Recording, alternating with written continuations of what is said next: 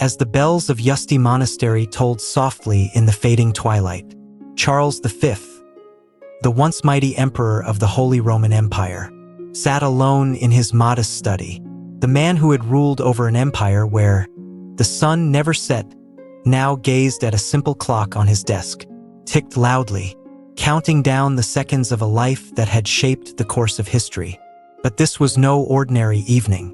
Charles, weary from years of power, war, and politics, held a small, intricately carved box. Inside lay a letter faded, creased, yet preserved as if sacred. It was from his youth, written by his mother, Queen Joanna of Castile. "Remember, my son."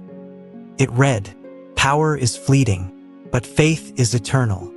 His fingers trembled as he closed the box and stared out the window at the stars. The same stars that had guided his explorers across the oceans to the New World. He had sent men to conquer continents, fought Martin Luther to defend Catholicism, and faced endless battles to unite a fractured Europe. Yet, for all his triumphs, he now felt the weight of his failures. The Protestant Reformation raged on. The empire was divided, and his own health had betrayed him. Suddenly, the clock stopped. Silence enveloped the room. Charles stood, his gaze sharp despite his frailty.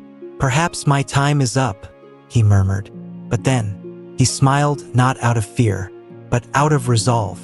In that moment, he walked to a small altar he had built himself. Kneeling before the crucifix, he whispered a prayer. "Lord, I have ruled vast lands but could never rule my own heart. Forgive my pride, and grant me peace." The candlelight flickered, casting long shadows on the walls as if the weight of his empire was leaving him. When his servant entered minutes later, they found the emperor slumped peacefully, his hands clasped in prayer, the box and the letter by his side. Thus, Charles V, the man who had held the world in his grasp, met his end not as an emperor, but as a humble soul seeking redemption.